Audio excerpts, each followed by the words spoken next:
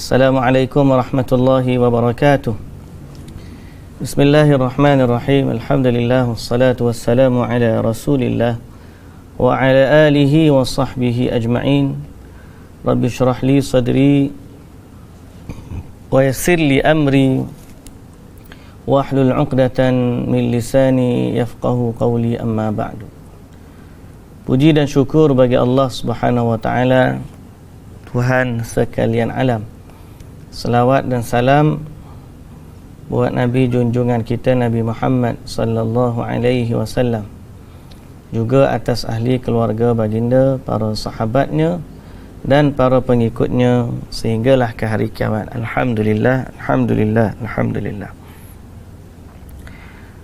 Muslimin dan muslimat yang dirahmati Allah Subhanahu wa taala sekalian, alhamdulillah pada pagi ini kita kembali di page Baitus Salam dan kita akan berbicara tentang satu topik yang berkaitan dengan akhlak, iaitulah al-ujub. Ujub ni rasa bangga diri, kagum dengan diri sendiri. Kagum lah, takjub kan, takjub tu kagum. Takjub dengan dirinya sendiri, berasa aku ni tak sangka aku boleh jadi setara ni. Aku ni tak sangka aku boleh jadi setara ni. Gitu. Itu mana ujub. Hari ini kita berbicara tentang ujub. Semoga Allah Subhanahu wa taala menjaga kita daripada sifat yang buruk, dan Allah Taala membantu kita, mentaufikkan kita kepada apa yang diredai oleh Allah Subhanahu wa taala. Baik.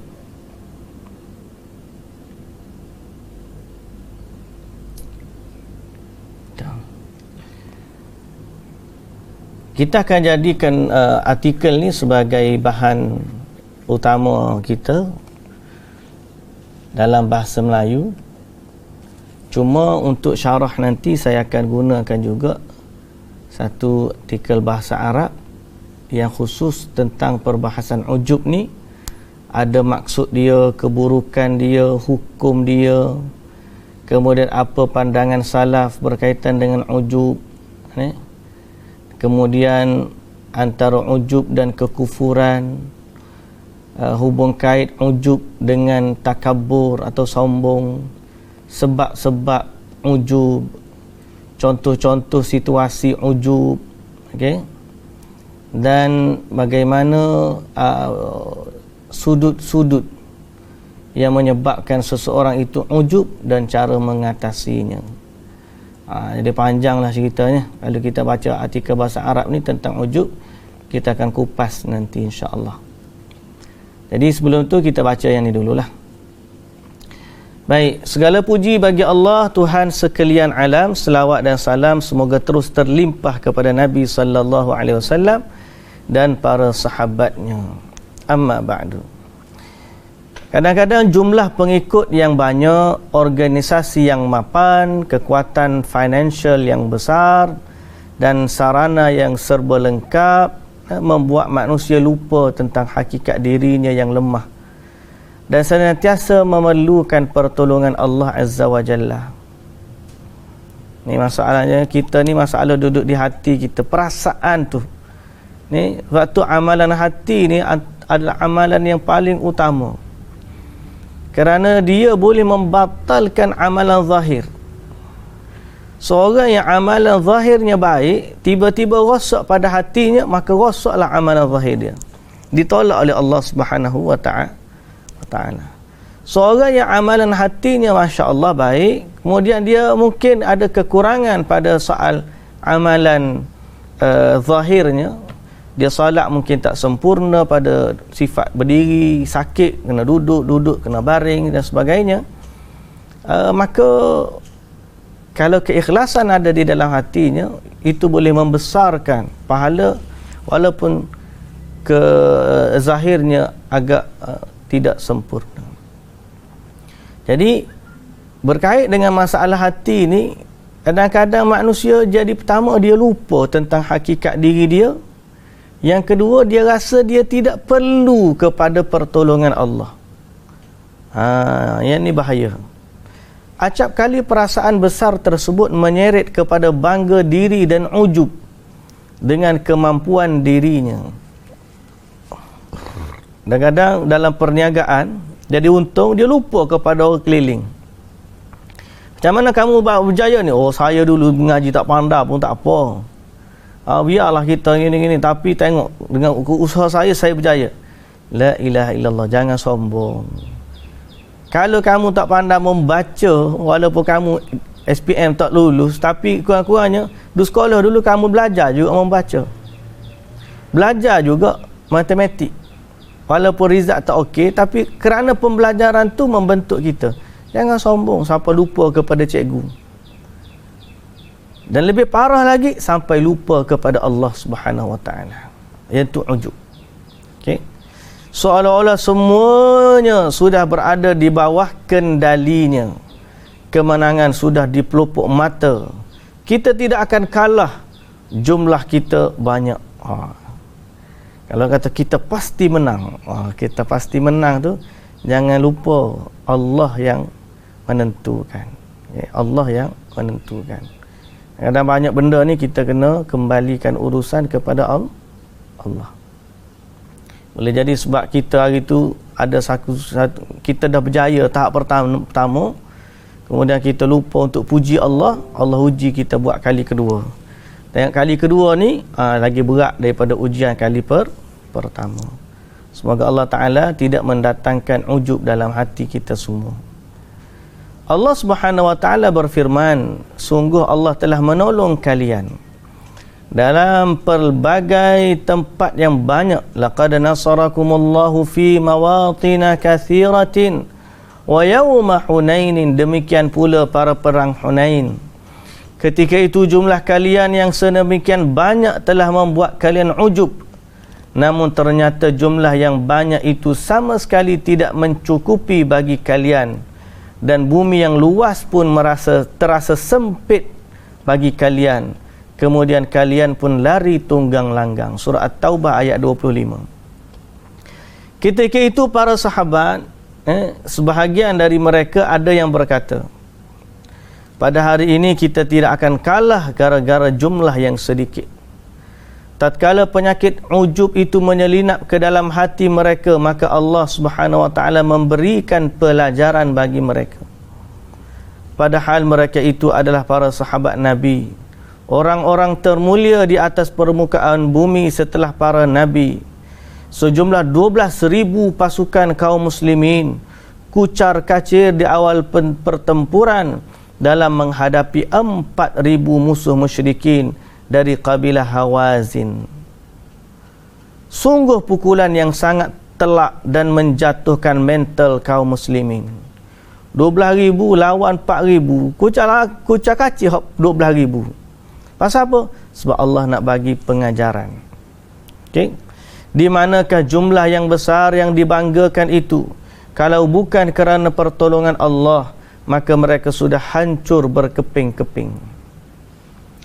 Bagi orang yang merasakan dirinya besar, hebat dan kuat, sama ada dengan organisasi, yayasan dan lain sebagainya, dan selainnya, maka waspadailah penyakit ganas ini, kerana hal itu akan menghancurkan kalian. Ibnul Qayyim rahimahullah berkata, tidak ada sesuatu perkara yang lebih merosak amal dari berasa ujub dan terlalu memandang jasa diri sendiri. Bahaya. Saya ingat nanti kita akan baca dalam bahasa Arab, Syekhul Islam Ibn Taymiyah sebut apa? Masalah manusia ni dia rosak dengan manusia dengan sebab dua. Amalan manusia rosak sebab dua. Pertama, sebab manusia yang lain. Apabila dia buat riak, tujuan dia untuk orang lain. Yang kedua, dia rosak dengan sebab diri sendiri adalah kerana ujub. Maknanya apa? Kalau pun kita duduk seorang pun masih lagi boleh ada, kita berusaha untuk bersendirian daripada manusia, tapi masih lagi tak terlepas daripada satu ujian, iaitulah ujub. Syekhul Islam Ibn Taimiyah sebut ayat Quran yang memberitahu kepada kita untuk lari daripada riak dan ujub ataupun ujub dan riak adalah iyyaka na'budu wa iyyaka nasta'in. Hanya kepada Engkau ya Allah aku menyembah. Maknanya apa? Ayat ni tak melarang kita riak. Dan hanya kepada Engkau kami minta pertolongan. Ayat ni melarang kita ujub. Kerana orang yang ujub, dia tak rasa perlu pertolongan Allah. Dia tak rasa perlu taufik dari Allah. Dia rasa ilmu dia dah cukup, tak perlu lagi hidayah dari Allah. Dia rasa harta dia cukup, tak perlu lagi bantuan rezeki dari Allah. Dia rasa kesihatan dia cukup, tak perlu lagi untuk mendapatkan kesihatan dari Allah. Itulah seumpama dengannya. Semoga Allah membalas kebaikan salah seorang ustaz kami. Semoga Allah menjaganya yang menasihatkan hal ini kepada kami untuk tidak merasa diri besar, yang pada akhirnya akan menimbulkan kesan negatif, semisal berkobarnya api hizbiyah, terlalu mengutamakan kepentingan kelompok dan memaksakan keinginan kepada pihak lain yang tidak sejalan pemikiran. Allahul Musta'an. Ibnu Sa'ad menceritakan di dalam kitabnya At-Tabaqat bahawasanya Umar ibn Abdul Aziz apabila berkhutbah di atas mimbar, kemudian dia khawatir muncul perasaan ujub di dalam hatinya, dia pun menghentikan khutbahnya. Kemudian dan demikian juga apabila dia menulis tulisan dan takut dirinya terjangkit ujub, kemudian dia pun menyobek-nyobeknya, mengoyak-ngoyakkan tulisan dia. Lalu dia berdoa, ya Allah, aku berlindung kepadamu dari keburukan hawa nafsuku. Sampai tahap tu. Kalau datang perasaan ujub, berhenti khutbah. Kena stop live ni kan dia. Bahaya ni. Stop live. Saudaraku, para salafus salih telah memberikan teladan kepada kita untuk tidak bersikap ujub. Ingatlah bahawa segala kebaikan yang ada pada diri kita berasal dari anugerah Allah Subhanahu wa taala, bukan semata-mata kerana kekuatan dan kemampuan kita. Benar, bahkan kalau Allah berkehendak, nescaya saat ini kita masih tenggelam di alam jahiliyah dengan aneka ragam maksiat dan kedurhakaan kepada Allah Subhanahu wa taala.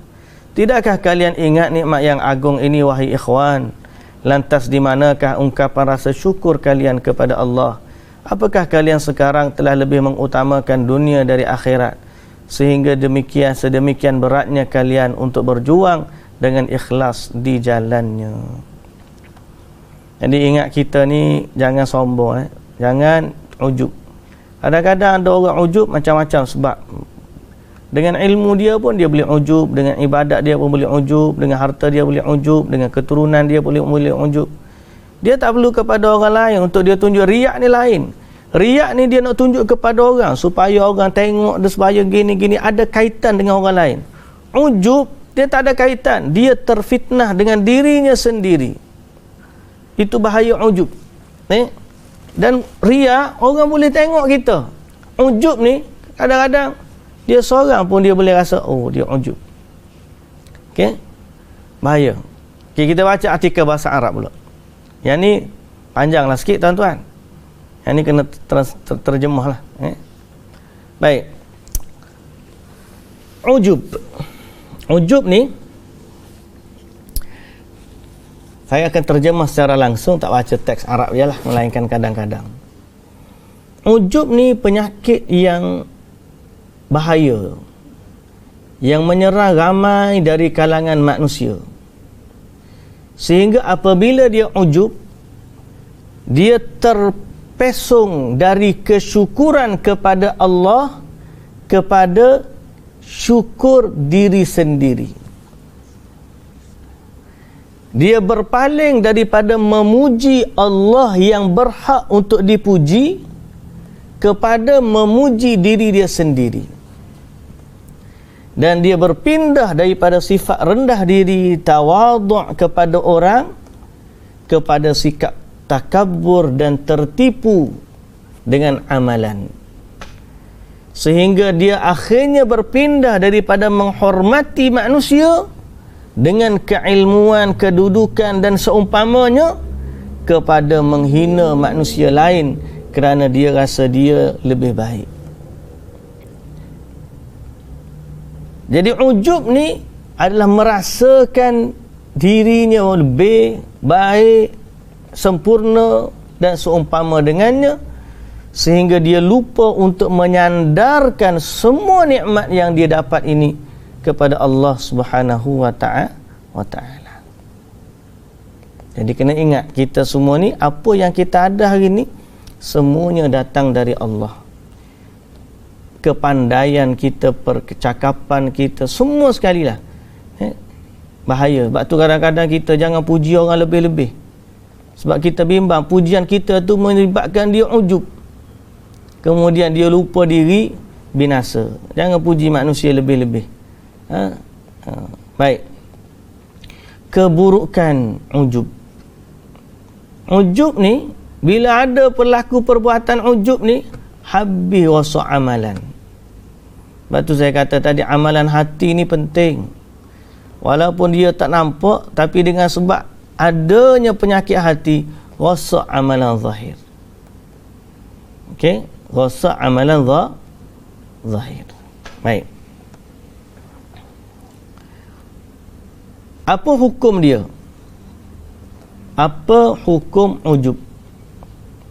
Apa hukum ujub? Ujub ni hukumnya haram kerana dia sebahagian dari syirik. Sebahagian daripada syirik. Maknanya kalau riak dipanggil syirik kecil, ujub lebih kurang. Lebih kurang. Cuma tidak dinyatakan secara jelas, cuma perbandingannya hampir sama. Kerana Ibn Taymiyah sebut, Syekhul Islam Ibn Taymiyah sebut, alangkah banyaknya kes yang menunjukkan bahawa riak ni disertai ujub.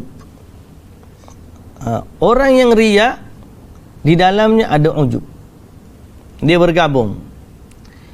Kerana riak, Syekhul Islam Ibn Taymiyah sebut, kerana riak syiriknya dengan makhluk. Dia buat kerana Allah dan kerana makhluk. Syiriknya dengan makhluk.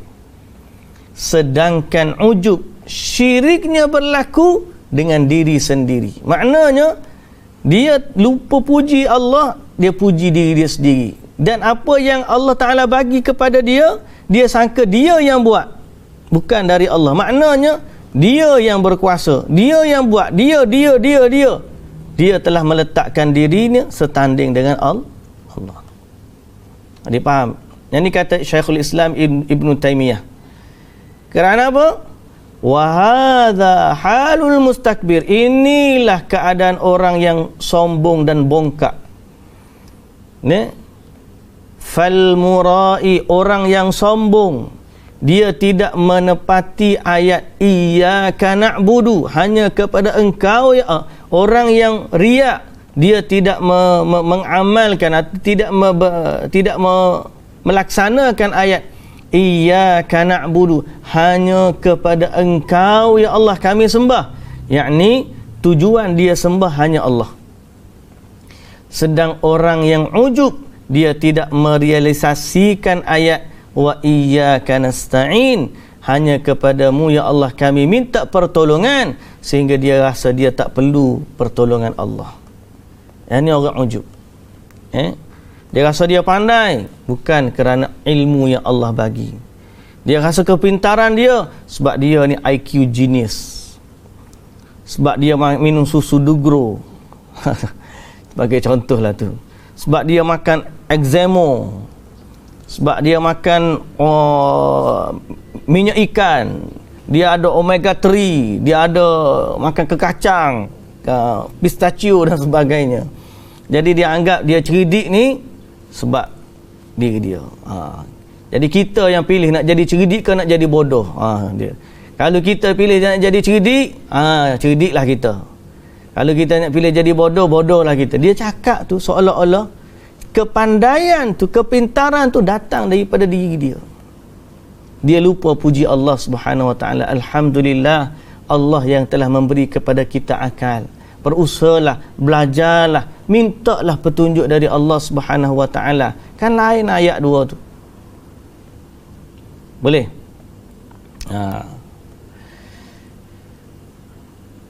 Kerana ayat iyyaka nasta'in, sesiapa yang merealisasikan ayat iyyaka na'budu, hanya kepadamu ya Allah kami sembah, dia keluar daripada riak. Wa iyyaka nasta'in, hanya kepadamu ya Allah aku mohon pertolongan, maka dia keluar daripada sikap ujub. Berkata Abu Hamid Al-Ghazali rahimahullah, ketahuilah bahawa ujub itu tercela dalam kitab Allah dan sunnah Rasulullah sallallahu alaihi wasallam. Dan ingatlah ayat Allah Subhanahu wa taala sebagaimana artikel bahasa Melayu yang kita bacakan tadi, tentang Allah Taala tegur kumpulan tentera kaum muslimin yang merasa mereka tidak akan kalah kerana jumlah mereka ramai. Lalu Allah Ta'ala menguji mereka dengan dikucar-kacirkan, walaupun musuh masa tu lebih sedikit dari mereka. Sebelum ni mereka sedikit, musuh ramai. Bila musuh ramai, mereka sedikit, sentiasa minta pertolongan dengan Allah. Tolong ya Allah. Sampai satu ketika mereka ramai, musuh sedikit. Sebab tu kita ni kadang-kadang Allah bagi sesuatu nak tengok kita. Allah bagi dulu kita susah, kita duk minta dengan Allah. Allah Ta'ala bagi senang. Kita pun dulu aku memang mula dia jadi lain macam dah. Sebab tu kita kena hati-hati minta dengan Allah Ta'ala senantiasa pertolongan, perlindungan, taufik, senantiasa minta dengan Allah. Walau siapa pun kita, walaupun gaji pangkat kita besar, pendidikan kita tinggi, ilmu kita hebat, sesiapa pun dia, jangan lupa minta petunjuk dengan Allah Subhanahu wa ta'ala. Baik. Lalu akhirnya dalam peperangan tersebut Allah uji mereka. Dan kata Nabi sallallahu alaihi wasallam, 3 perkara yang membinasakan sifat kedekut yang ditaati, hawa nafsu yang dituruti, dan seorang itu kagum dengan dirinya sendiri. Malah Allah Subhanahu wa taala telah menjanjikan ancaman azab neraka kepada lelaki yang kagum dengan diri sendiri. Bainama rajulun yamshi fi hullatin tu'jibu nafsuhu. Ada seorang lelaki yang berjalan dalam pakaian yang dia sendiri kagum dengan dirinya. Tiba-tiba Allah Ta'ala menenggelamkan dia di bumi, ke bumi. Lalu dia berada di dalam api neraka sampailah hari kiamat. Okay. Baik.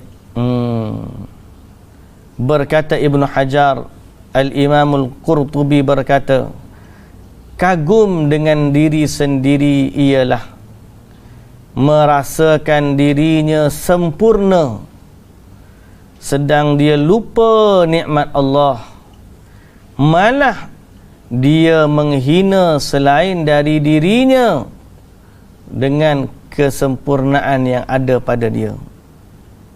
Okey? Dengan kesempurnaan yang ada pada dia.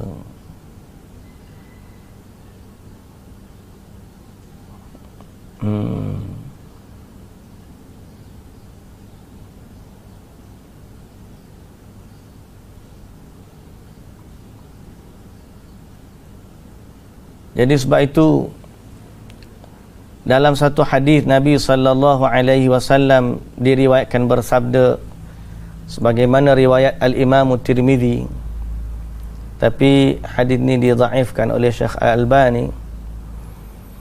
Disebut bahawa Abi Tha'labah Al-Khushani radhiyallahu anhu, dia kata Abi Umayyah dia tanya Abu Tha'labah, macam mana kita nak buat dengan ayat ini? Ayat mana? Dia pun baca ayat, ya ayyuhallazina amanu alaikum anfusakum la yadurrukum man dhalla idza tadaitum. Wahai orang yang beriman, jagalah dirimu sendiri. Tidak ada yang boleh memudaratkan kamu, siapa yang nak menyesatkan apabila kamu mendapat hidayah. Jadi berjawab Abu Tha'labah, aku tanya dah, kamu ni telah tanya satu benda, kamu telah tanya tentang masalah ini kepada orang yang tahu masalah ni. Aku tahu masalah ni. Maksud gitulah. Aku tahu jawapan dia. Kerana aku pernah tanya Nabi sallallahu alaihi wasallam soalan yang sama. Nabi jawab, bahkan kamu bukan kata ayat ni, kata kamu jagalah diri sendiri, jangan cara kepada orang lain. Okey, tidak akan memudaratkan kamu siapa yang sesat bila kamu dah dapat hidayah. Jadi secara zahirnya ayat ni difahami, kita jangan jaga tepi kain orang, cukup dengan diri sendiri je. Itu soalan dia. Lalu jawab Abu Tha'labah, aku tanya dah Nabi soalan ni.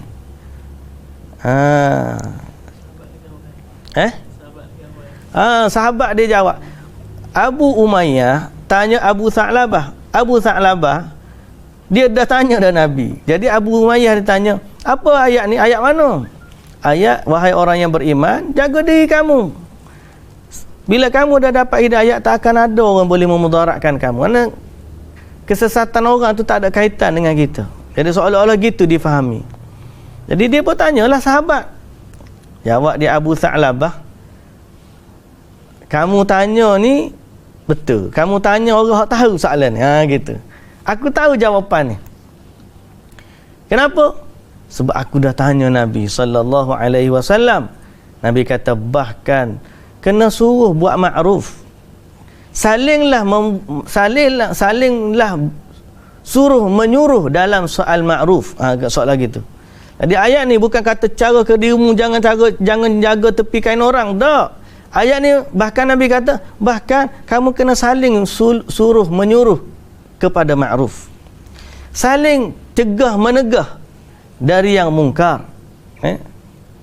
Sehinggalah sampai nanti satu waktu kamu akan lihat sifat syuhha muta'an, sifat bakhil yang ditaati, hawa nafsu yang dituruti, dunia dikejar, dunia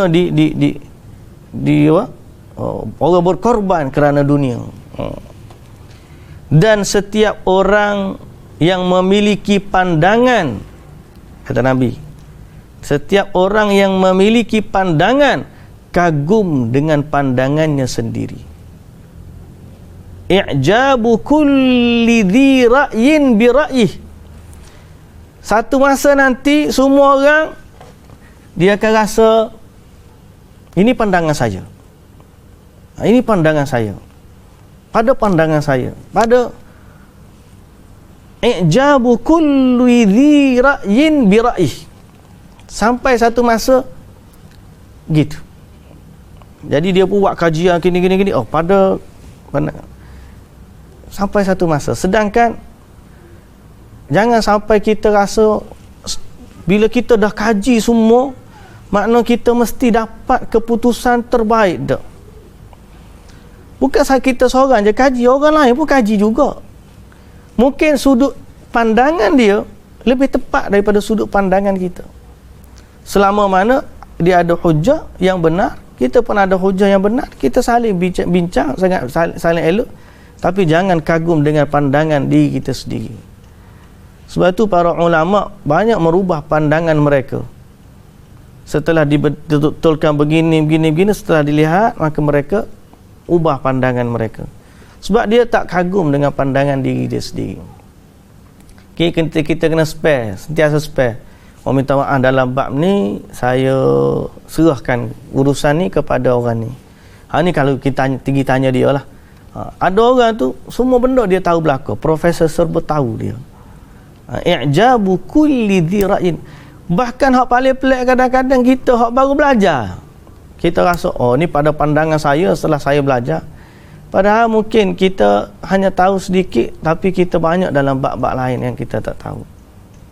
Semoga Allah Ta'ala pandu hidayah kita pun, saya pun, tuan-tuan yang dirahmati Allah, bukan yang pandai sangat cuma baca je lah, kita huraikan apa yang kita baca ni. Fa'alaika bi khassatika bi khassati nafsika wada'il awam.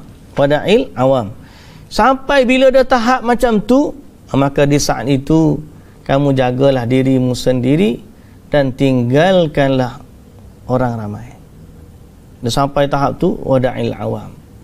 Fa inna wara'akum, kerana di sebalik kamu, makna di belakang kamu akan datang nanti ayyam sabri, ayam hari-hari kesabaran, di mana orang yang berpegang teguh dengan agama pada zaman itu seperti menggenggam bara api. Seperti orang yang berpegang kepada sunnah pada masa itu seperti menggenggam bara api sampai satu zaman nanti. Dan di saat itu, di saat semua orang tinggalkan sunnah Nabi, orang yang berpegang dengan sunnah Nabi, orang berpegang kepada agama, maka dia mendapat pahala 50 orang dari kalangan sahabat yang beramal seperti itu. Sah. Jadi sebab tu kita ni kena senantiasa berpegang dengan sunnah Rasulullah sallallahu alaihi wasallam. Dan akan tiba satu zaman orang tak endah kepada sunnah. Orang kagum dengan pandangan dirinya sendiri. Okey? Pandangan dirinya sendiri. Zaman tu ini yang disebut oleh Nabi sallallahu alaihi wasallam. Tapi hadis ni hadis dhaif. Hadis ni cuma riwayat al-Imam At-Tirmidzi, dia dhaifkan oleh Syekh Al-Albani. Baik. Cuma dia dalam bab panggil nasihat, tidak kata dalam bab nak suruh beramal lain apa, cuma disebut gitu. Dan kelebihan fadilat berpegang dengan sunnah zaman orang tinggalkan sunnah ialah 50 pahala sahabat. Banyak 50 pahala sahabat. Hadis ni riwayat al-Imam Tirmidzi dan didhaifkan oleh Syekh Al-Albani. Cuma ramai yang berpegang dengan beramal lah, bukan berpegang mana. Dia ambil hadis ni kerana hadis ni dalam bab fadailul amal, kelebihan beramal, okey. Kelebihan berpegang dengan sunnah Nabi sallallahu alaihi wasallam. Wallahu taala alam. Baik. Min aqwalis salaf, daripada pandangan salaf pada mencela sikap ujub. Qala Ibn Mas'ud radhiyallahu anhu, al-halaku fi ithnaini, kebinasaan tu berlaku pada dua perkara. Al-halaku fi ithnaini, pada dua perkara. Yang pertama al-qunut.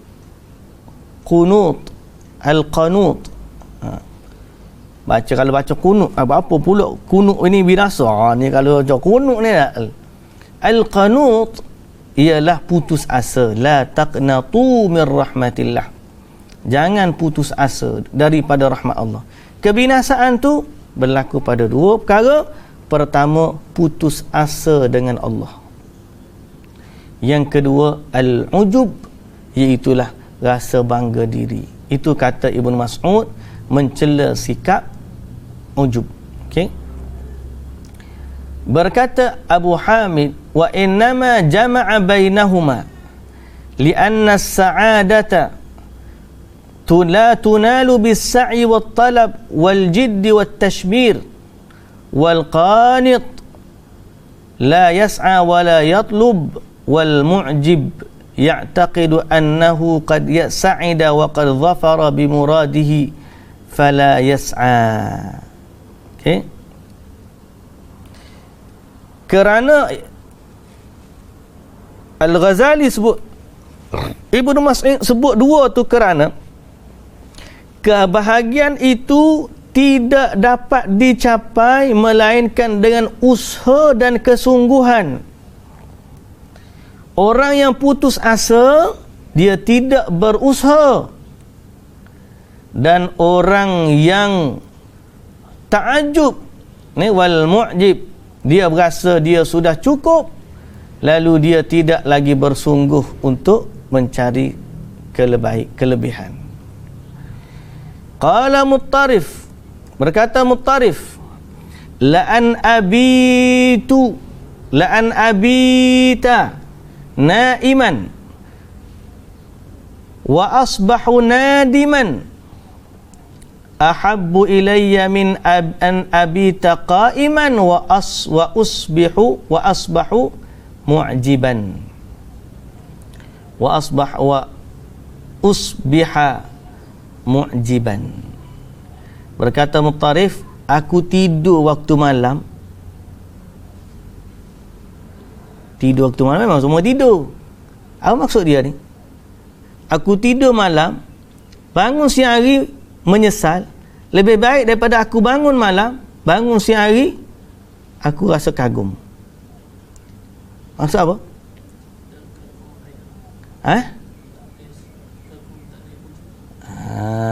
Maksud dia gini. Dia bagi kata, aku kalau aku tidur maksud tidur, tak bangun semayang malam. Dia kata, kalau aku tidur, yakni aku tak bangun semayang malam. Jangan tak bangun semayang subuh lah. Tak bangun semayang malam. Kemudian bangun pagi tu lepas subuh, dia pun menyesal. Allahu Akbar, Astaghfirullah, Ya Allah, aku tak bangun pula semayang semalam. Dia rasa penyesalan. Itu lebih baik bagi aku daripada semalam bangun semayang malam, lepas semayang subuh duduk. Pagi-pagi dah atas WhatsApp, siapa tak semayang subuh, siapa tak semayang tahajud semalam.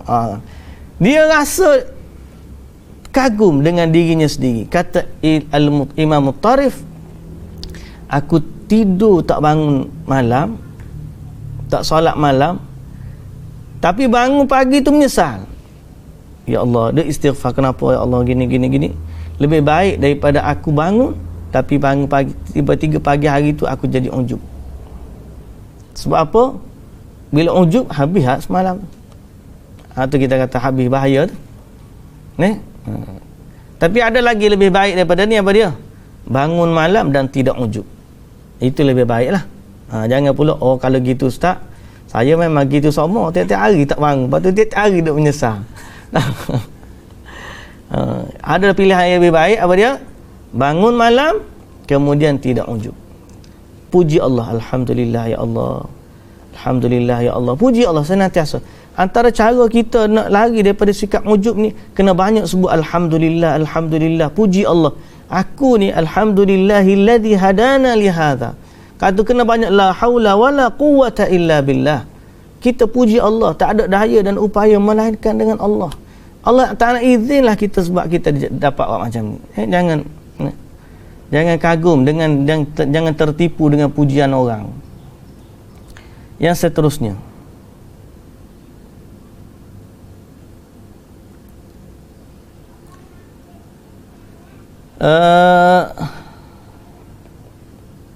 panjang ni, panjang saya tinggalkan sikit. Dikatakan kepada Aisyah radhiyallahu anha, bertanya Aisyah radhiyallahu anha,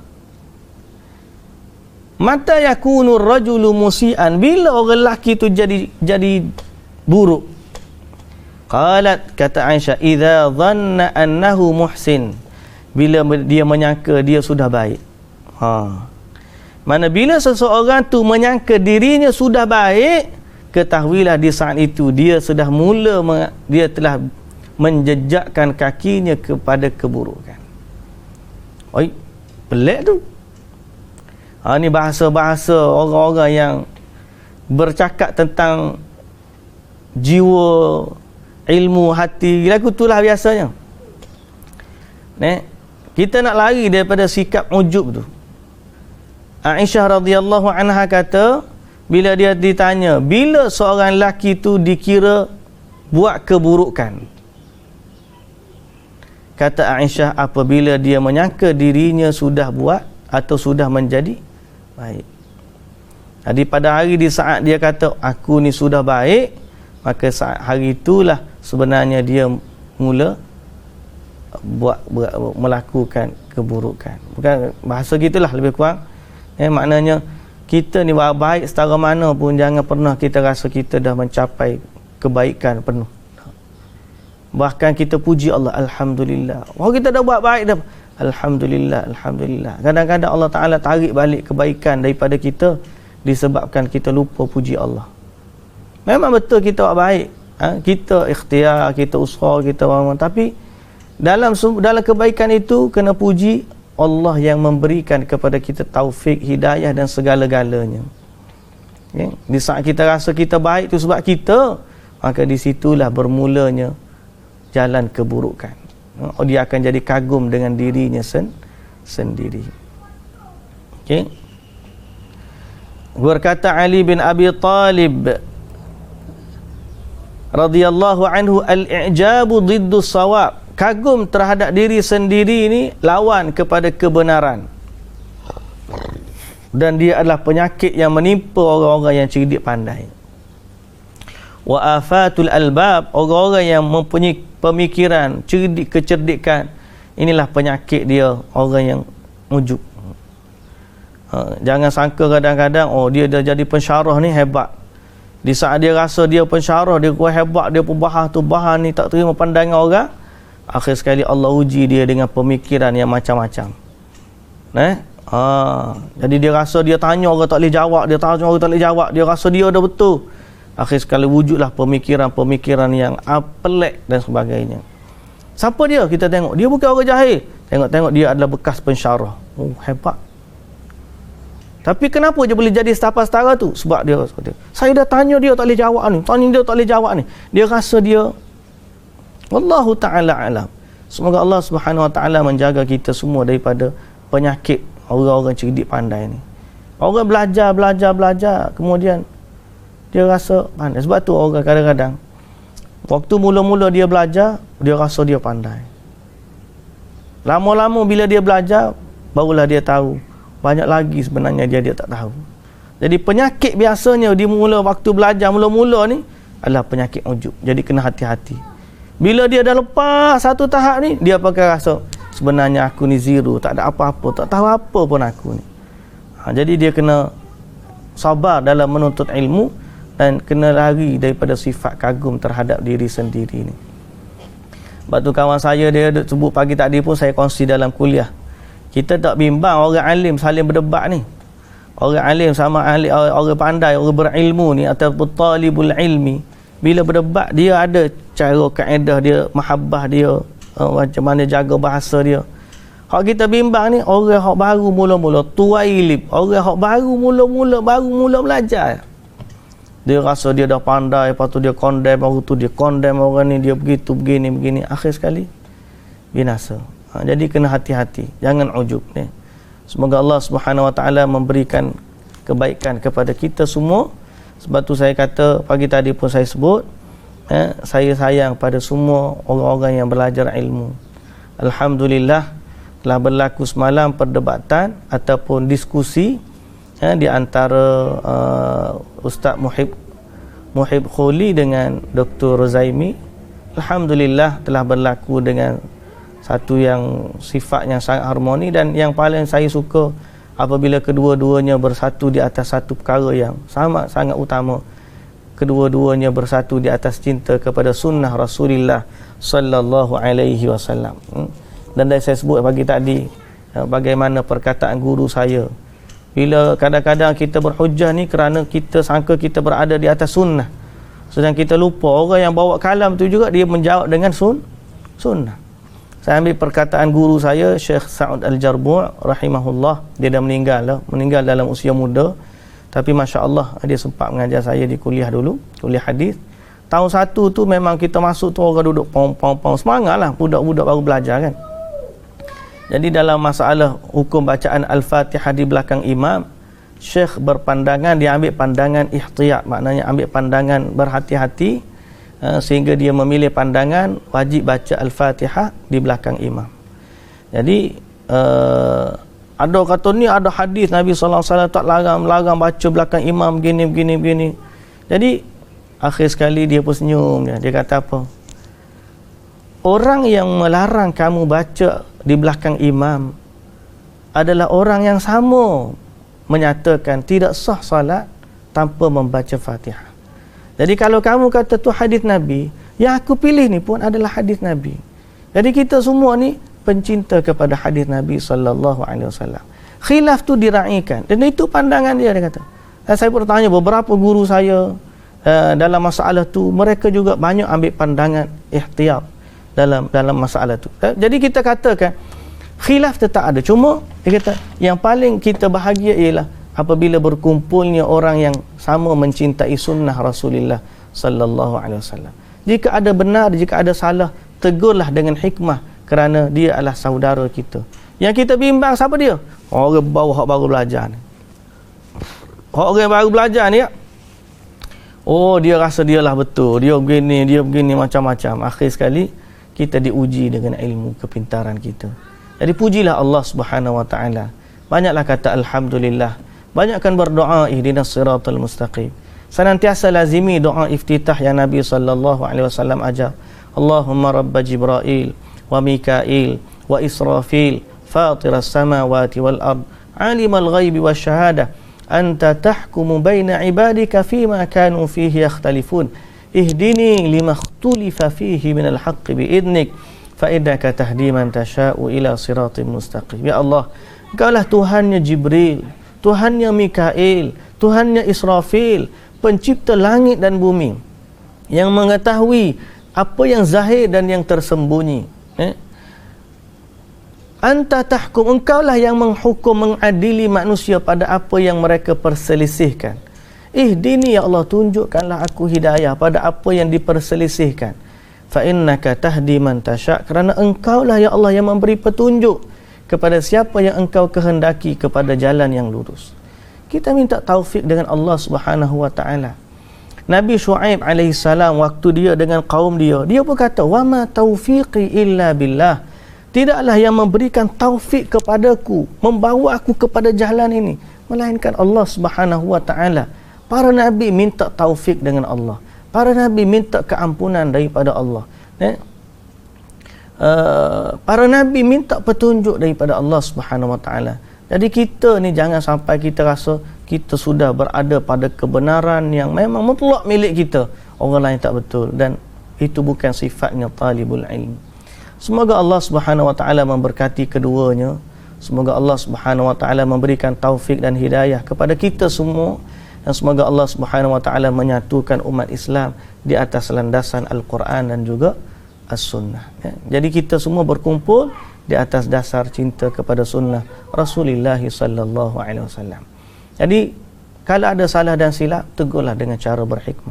Saya pun kalau ada saya silap, tuan-tuan boleh tegur, tak ada masalah. Semoga Allah Subhanahu wa taala membimbing kita semua. Baik.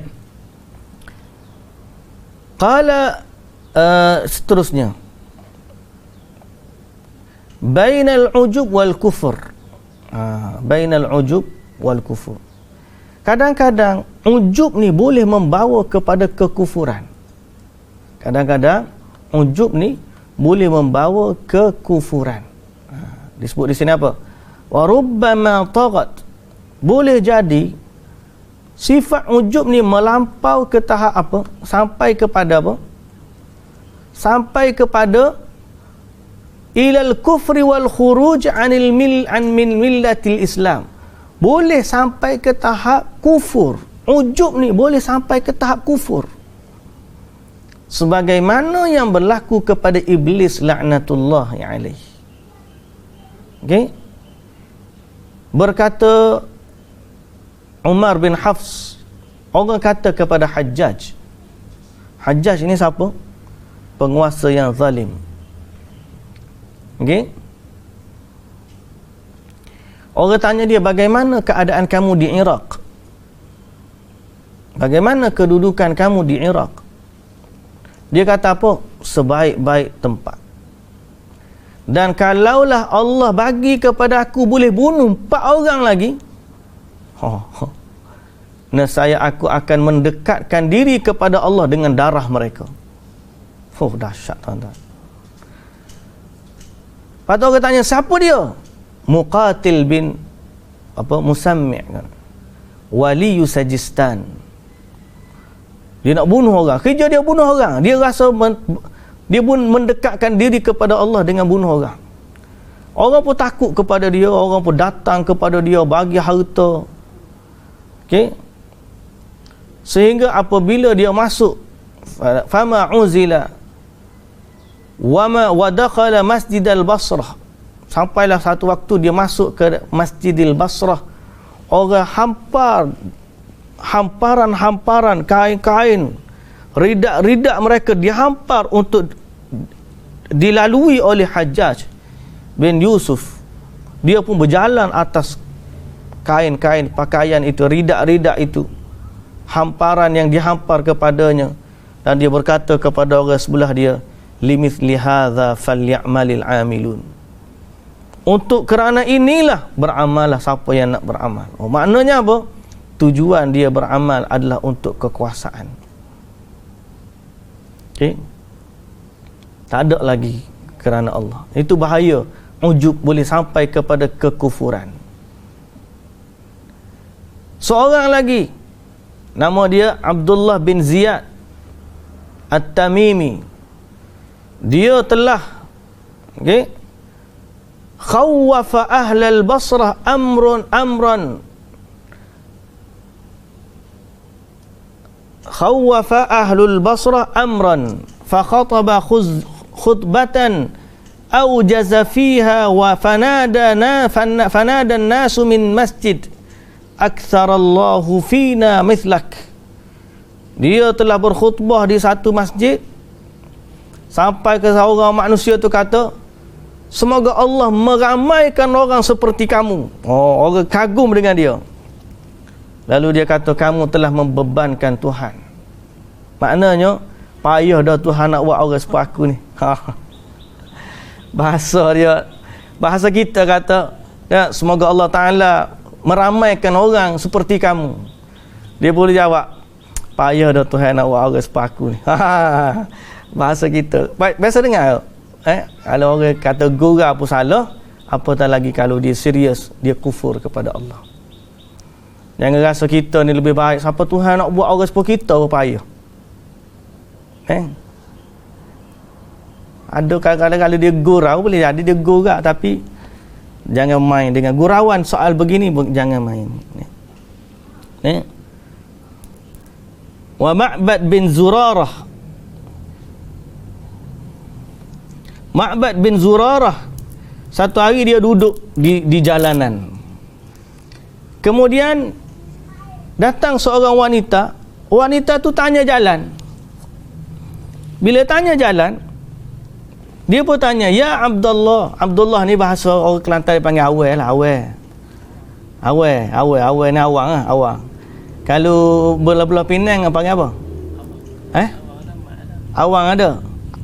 Awang ada juga. Awang, maknanya dia tak tahu nama, dia panggil awang kan? Mak Amin. Mak Amin Toya. Toya Mak Amin. Dia mak panggil mak, bahasa kita kat tahu. Dan orang Arab dia kata Muhammad, ya Muhammad. Kalau saya di Madinah dulu, bila tak kenal orang, kita akan panggil nama dia Muhammad. Ya Muhammad, padahal nama dia lain. Orang tak akan marah sebab orang tahu panggilan tu. Sebab kita tak kenal dia, kita nak panggil apa? Kita tak panggil hey, tak panggil hey gitu. Kita panggil hey ya Muhammad. Kalau bahasa Penang, hey mat. Ataupun kalau orang tua dulu, awal tu awal. Awal ataupun bahasa kita abang, pak cik, bahasa kita yang kita tak tahu. Jadi seorang wanita ni, dia lalu dekat dengan Ma'bad bin Zurarah, dipanggil, ya Abdullah, kaifa at-tariq? Abdullah, macam mana nak pergi ke tempat ni? Dia marah orang panggil dia begitu. Dia marah, tak kenal nama dia. Dia kata, ya Hana, orang tua, yang hina, mithli yakunu abidillah min abidillah, orang seperti aku mu panggil hamba Allah. Bahaya sifat kagum ni.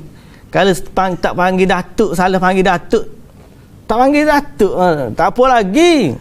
Ni dak panggil hamba Allah marah. Ya Abdullah, dia kata, setara aku mau panggil hamba Allah. Habis tu salah kau panggil hamba Allah, bukan hamba Allah, tak ngaku pula dah hamba Allah. Dia kata kagum ni, ujub ni boleh sampai ke tahap kufur. Boleh sampai ke tahap kufur. Semoga Allah Subhanahu Wa Taala menjaga diri kita. Banyak dah. Saya tak nak panjang sebab kita ada banyak topik ni bawah ni. Asbab kita terus kepada asbabul ujub. Sebab-sebab ujub. Panjang dia bagi. Pertama jahil. Yang kedua, kurang warak dan ketakwaan. Kurang bertakwa. Yang ketiga, lemahnya merasakan pengawasan Allah. Lemahnya merasakan atau tidak merasakan pengawasan Allah. Dia tak berasa bahawa semua yang berlaku pada diri dia ni datangnya dari Allah Subhanahu Wa Taala. Yang keempat, qillatun nasih.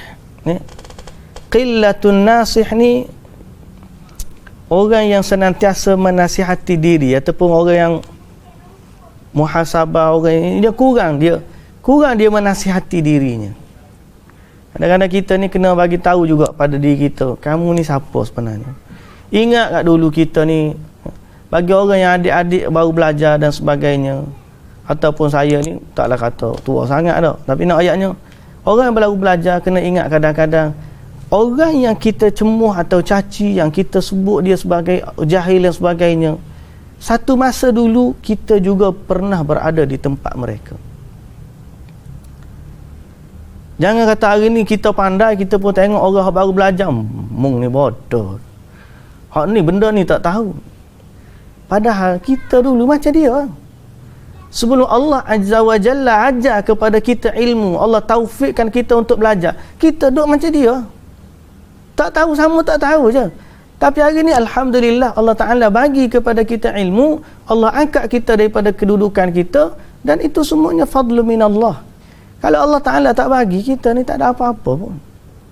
Jadi qillatun nasih, kita ni kena senantiasa bagi nasihat kat diri kita, supaya kita terhindar dari perasaan ujub ni. Yang kelima, su'un niyah wa khubthul matiyah. Panggil soal niat dan sifat dalaman diri yang buruk, dan tercela.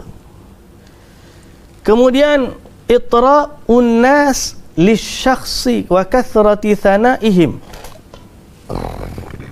Puji, manusia puji. Kita ni zaman kita tak ada follower, tak apa. Zaman kita ramai pengikut, ustaz betul, hebat ustaz gini. Gini ustaz. Gini orang panggil ustaz belaka kita. Tiba-tiba betul bak ustaz.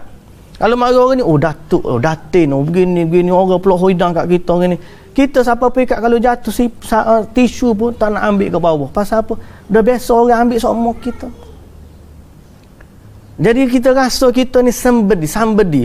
Orang lain tu bawah pada kita. Itu bahaya.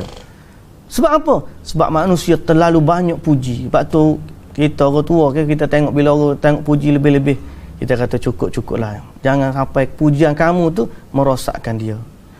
Sebab apa? Dia kata apa? Mimma yu'inu alaihi syaitan. Mungkin kamu tak niat macam tu. Kamu niat memang nak puji dia, betul. Tapi syaitan guna pujian kamu untuk tipu orang yang kamu puji, sehingga akhirnya dia menjadikan si fulan kagum dengan dirinya sendiri. Aku orang puji belaka gitu. Jadi sebab tu dia pula kurang muhasabah diri, habisnya tapau ke syaitan habis.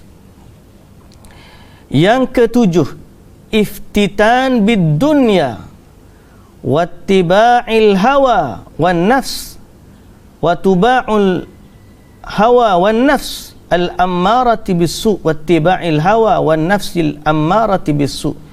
Terfitnah dengan dunia. Ujub ni boleh jadi sebab dia terfitnah dengan dunia. Maknanya orang ni ujub dia sudah harta. Dunia ni pangkat ke, kekuasaan ke, harta ke, akhir sekali dia rasa dia ni ada sesuatu. You know who I am? Awak kenal tak siapa saya? Saya ni kalau nak buat awak kejap je saya boleh buat ni.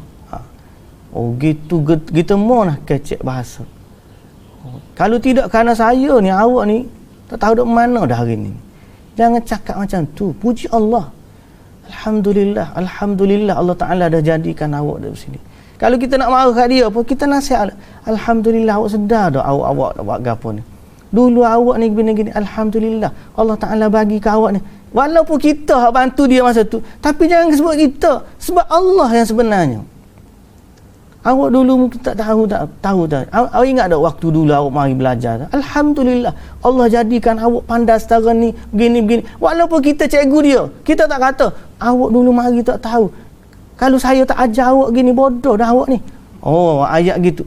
Ayat macam tu tuan-tuan yang dirahmati Allah, bahaya sebab terfitnah. Kadang-kadang kata percakapan mulut, tuan-tuan kena ingat, mulut kita ni lah yang akan dihisap oleh Allah Subhanahu wa ta'ala. Yang ke-8, qillatul fikr, banyak ataupun kurang berfikir.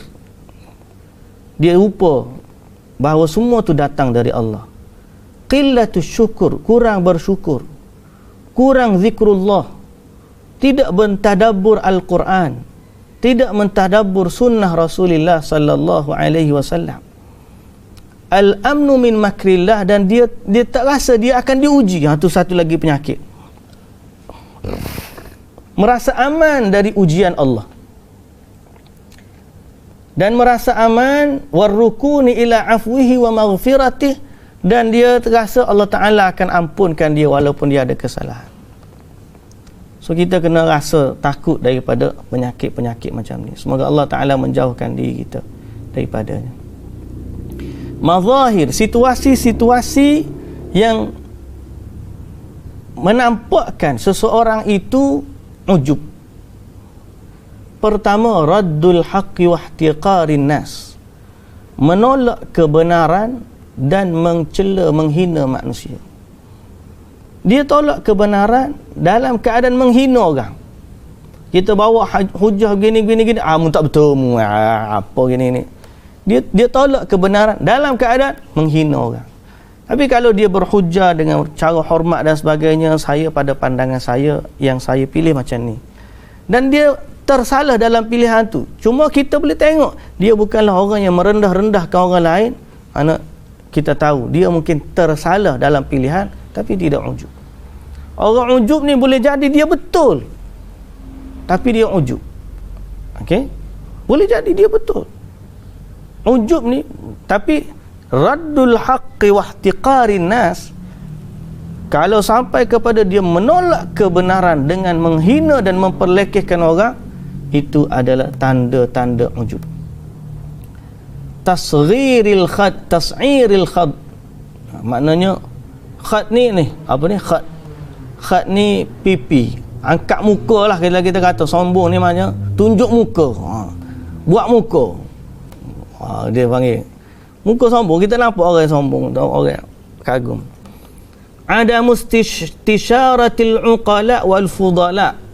Ujub ni bukan sekadar pada orang cerdik, ada juga orang bodoh yang ujub. Orang panggil bodoh sombong. Dia ada mustisyaril uqala, dia tak nak tanya orang lebih pandai padanya. Ujub juga, tak semestinya orang cerdik je jadi ujub. Orang bodoh pun boleh jadi ujub juga. Pasal apa? Dia rasa dia tak perlu dah tanya orang lebih tahu daripada dia. Ujub. Allahul musta'an. Semoga Allah Ta'ala mengampunkan dosa-dosa kita dan menjauhkan kita daripada sifat-sifat sebegini. Al-ikhtiyal fil mashi, bongkak pada sifat jalan dia macam orang panggil apa, orang MMA nak masuk gelanggang tu, dia punya jalan cara padahal dia tu Allah, orang panggil kuh kering orang angin tiup berebah, tapi jalan tu gini macam seolah-olah kembang dada dia. Ikhtiyar fil masyi, isti'zami ta'ah wa istikthariha. Dia suka orang taat kepada dia, at-tafakhur bil ilmi wal mubahah bihi, bangga dengan ilmu dan menunjuk-nunjuk dengannya. Al-ghamru wal lamz, suka mencaci mencela. At-tafakhur, bangga dengan nasab dan kedudukan atau kecantikan. Dan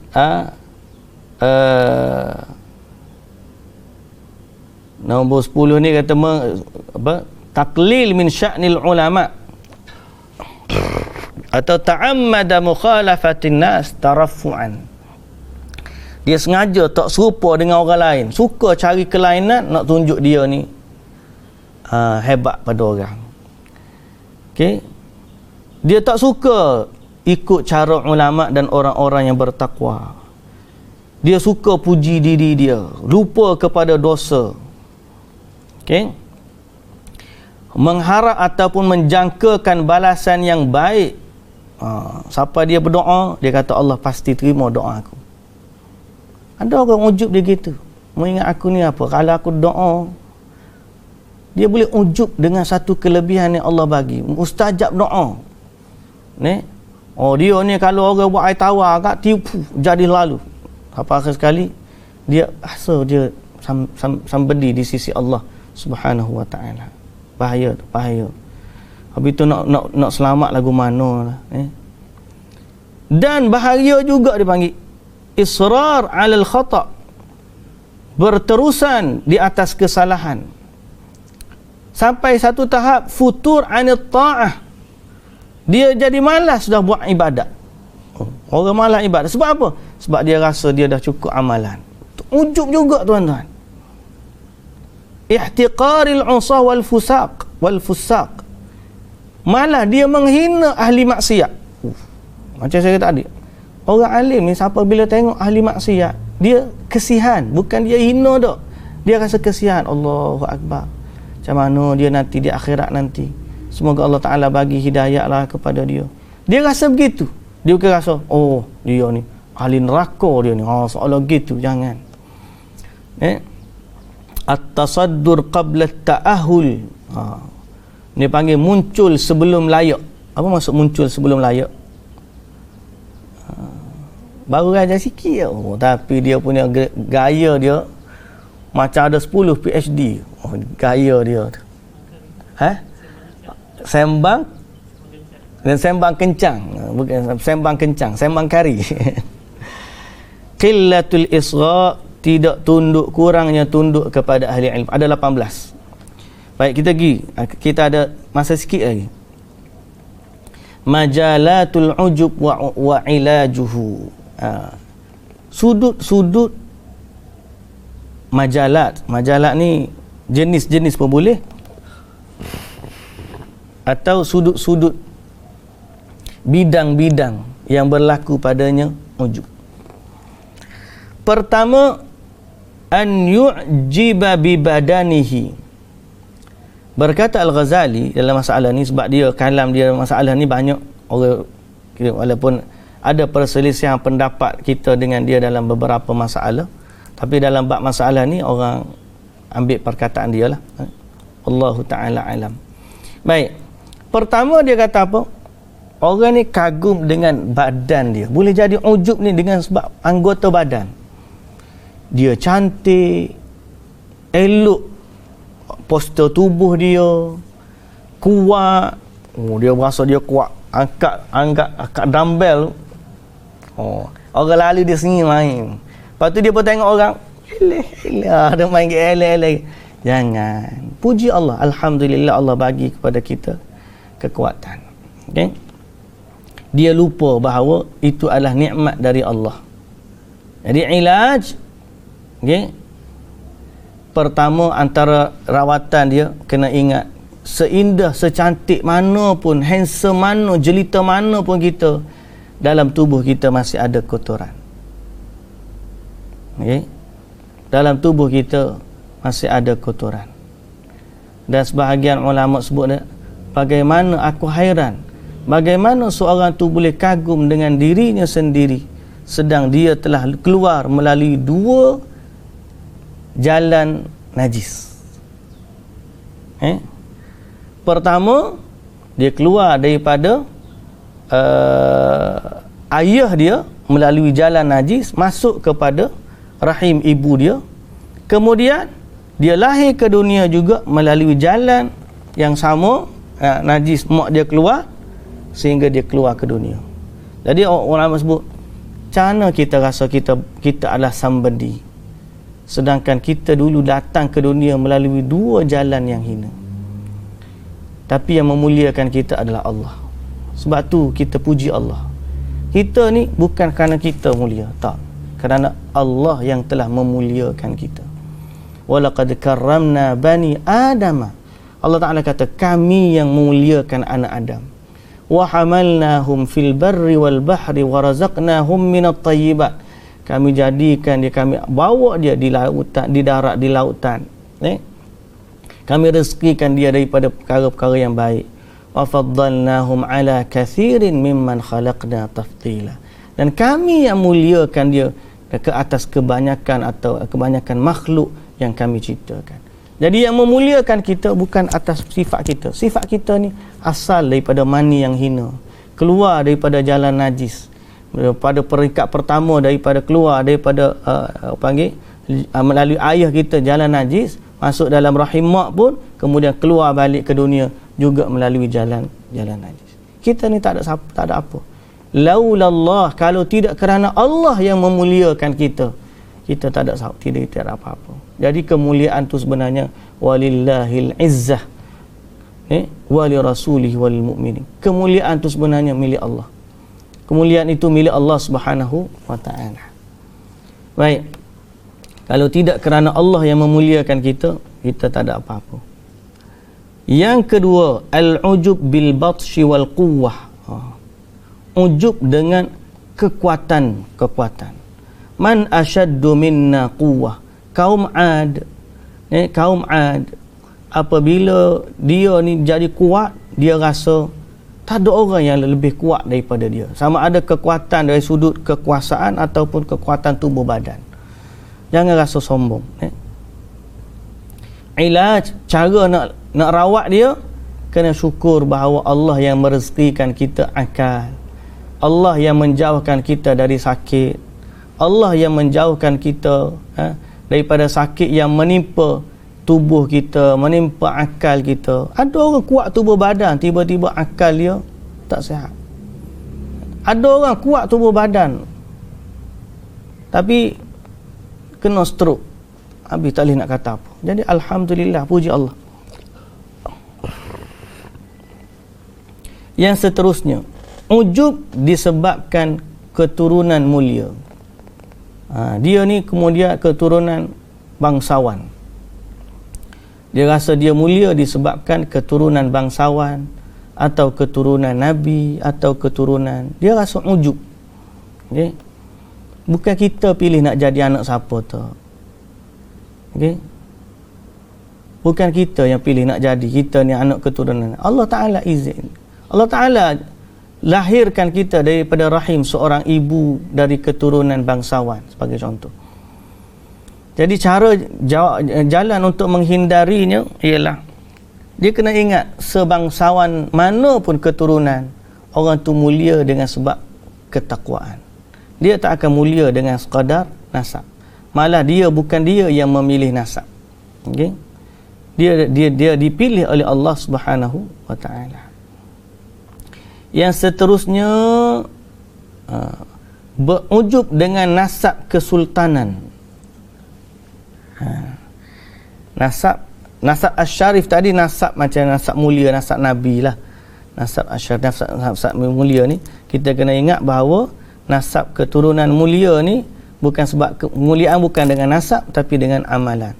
Kalau tok nenek kita ni orang soleh, bukan dengan sebab nasab soleh tu semata-mata kita boleh berbangga-bangga. Tiba-tiba dia anak tok guru tapi akhlaknya jauh daripada ayahnya, jadi tak guna juga. Yang keempat ni ujub dengan nasab kesultanan, dengan nasab keturunan bangsawan, wa a'wanihi min duna nasabiddin wal ilm wa hadha ghayatul jahal.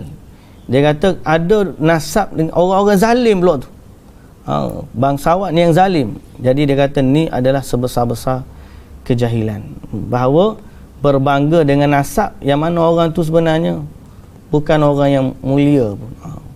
Mu ni siapa? Aku keturunan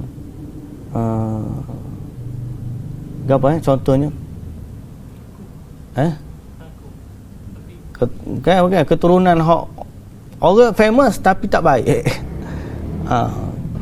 Contohnya, mu tahu dah aku ni siapa? Aku ni anak contoh aku ni anak Mona Fendi tu. Contoh. Pada Mona Fendi tu famous dia dengan benda hak tak elok. Aku keturunan Firaun, tapi kalau Firaun tu tak ada dah mati. Dan mu tahu aku ni siapa? Ayah aku Firaun tahu. Seolah-olah gitulah. Seolah-olah. Jadi bangga dengan keturunan yang buruk pula dah. Padahal dia yang bangga, orang lain tak bangga langsung keturunan dia. Dia seorang je. Orang panggil ni jahil. Ada orang dia rasa keturunan dia hebat, padahal keturunan dia orang pandang sebagai, tapi dia mana dua kali ujub tu salah dah. Lepas tu tersaluk ujub dengan benda tak baik. Cimping. Cina. Komunis. Cimping. Aku ni cucu keturunan Cimping. Jadi seolah-olah gitulah. Bangga dengan keturunan yang sebenarnya tak baik. Allah, ini adalah kejahilan. Bila dia bangga dengan sesuatu yang tidak patut dibanggakan. Yang kelima, ujub dengan bilangan yang ramai, seperti ramai anak. Bagaimana dalam surah Al-Kahfi, wa qalu wa ana aktsaru minka malan wa walada. Aku lagi ramai anak daripada kamu, aku banyak harta daripada kamu. Jadi dia ujub disebabkan bilangan yang banyak. Sama ada banyak anak, banyak harta, banyak keluarga, keturunan, banyak saudara mara, banyak penyokong, banyak followers. Gitulah seumpama dengannya. Ni banyak zaman kita ni, zaman banyak ni hak paling bimbang. Mu siapa? Tahu dah aku ni geng 77. Ada ke geng 77? Tak tahulah ana pun. Dia punya geng tu tahu aku punya geng besar. Kalau aku panggil sekali lagu suruh semboyan, habis jahanam kau ni. Seolah-olah gitulah. Dan kemudian mungkin ramai daripada kalangan followers. Insta famous. Dia bangga. Mu berapa follower kat Facebook? Banyak tu je. Perasan lah kata. Mu tahu aku ni punya follower berapa? 1 juta, 2 juta. Seolah-olah dia jadi macam ujub. Ujub dengan followers yang ramai. Yang keenam, ujub disebabkan harta. Ujub disebabkan harta. Harta banyak. Ana aktsaru minka malan wa a'azzu nafara. Kata dalam surah Al-Kahfi, yang saya sebut tadi, ana aktsaru minka malan wa a'azzu nafara. Aku ni orang yang lagi banyak harta dan lagi mulia daripada kamu. Jadi dia rasa sebab dia datang dengan kereta Velfire, dia berhenti tepi jalan, dia marah ke orang sebab orang tu naik motor kapcai. Padahal dia buat salah. Contohnya, dia yang tak bagi segena, tapi bila kereta kancil horn kat dia turun, dia berasa dia besar. Kemas dia. Pasal apa? Pasal kereta dia kereta Ferrari, kereta dia kereta Maserati. Ataupun tak payah banyak-banyak ujub ni, tak nanti Ferrari, baru naik kereta Honda petang-petang selisih dengan kita, kelisa. Dia pandang sebelah mata je kelisa kita tu. Contoh ya tu. Okey. Jangan ujub dengan harta.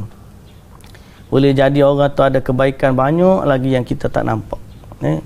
Boleh jadi harta dia tak ada, tapi dia kalau dia tak ada tangan kepada Allah, Allah Ta'ala akan kabulkan permintaan dia lebih dulu daripada kita. Boleh jadi.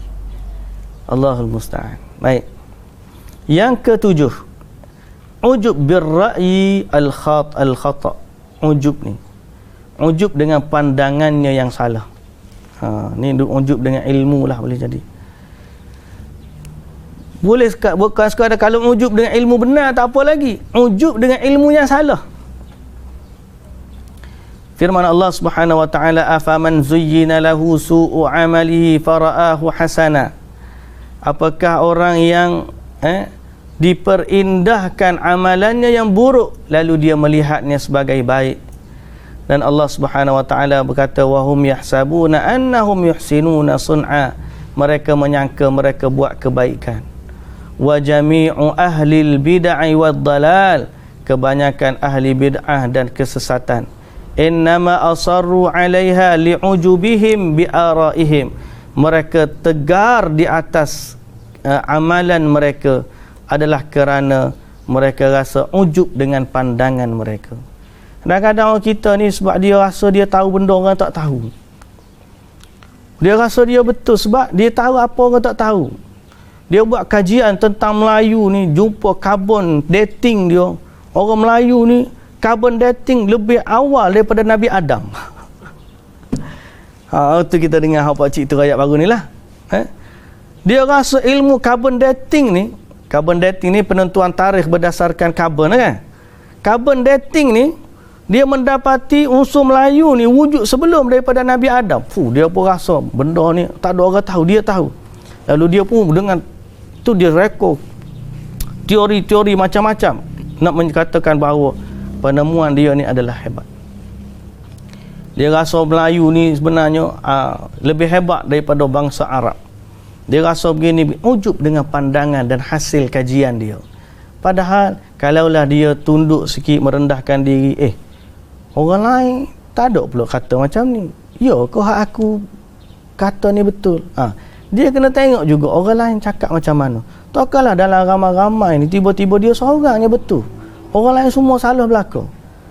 Melainkan kalau dia dipadukan dengan Al-Quran, Al-Sunnah, semua orang lain berhujah tapi tak ada Quran dan Sunnah, tapi dia bawa pandangan nak mengembalikan Al-Quran dan Sunnah kepada asalnya ataupun kepada masyarakat ni nak kembalikan kepada Al-Quran dan Sunnah, maka itu lain. Cuma ni jangan kata ahlul bid'ah. Kadang-kadang orang-orang yang buat kumpulan-kumpulan bid'ah, orang kesesatan, ujub dia jangan Allahu Akbar. Al-Arqam sampai ke hari ni tak nak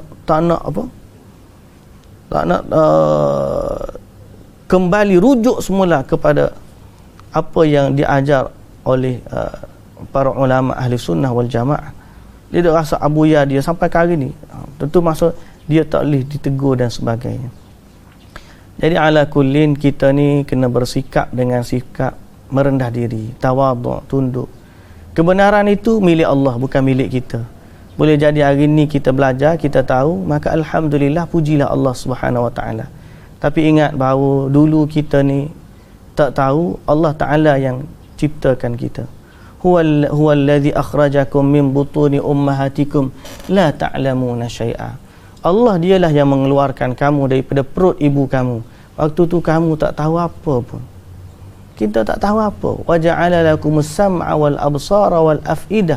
Lalu dia jadikan kamu ada kepada kamu ada mata, ada telinga, ada hati, ada akal yang boleh berfikir. Allah Taala bagi dengan sebab tu alhamdulillah kita dapat apa yang kita nikmati pada hari ini. Jadi pujilah Allah Subhanahu wa taala. Jangan sombong, jangan takabur, jangan ujub.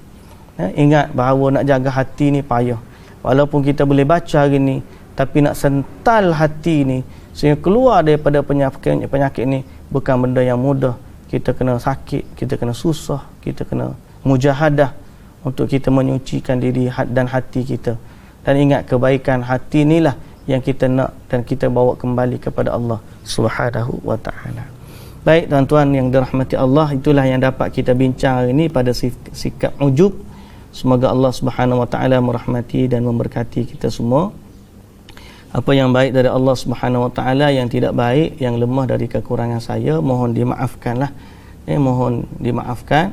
Semoga Allah Subhanahu wa ta'ala memberkati kita semua. Doakanlah saya dan semua sahabat-sahabat kita, guru-guru kita, para alim ulama kita, agar semua kita dipandu oleh Allah Subhanahu wa ta'ala. Wallahu ta'ala alam. Subhanakallahumma wa bihamdika asyhadu an la ilaha illa anta astaghfiruka wa atubu ilaik. Aqulu qawli hadza wa astaghfirullahal azim li wa lakum. Assalamualaikum warahmatullahi wabarakatuh.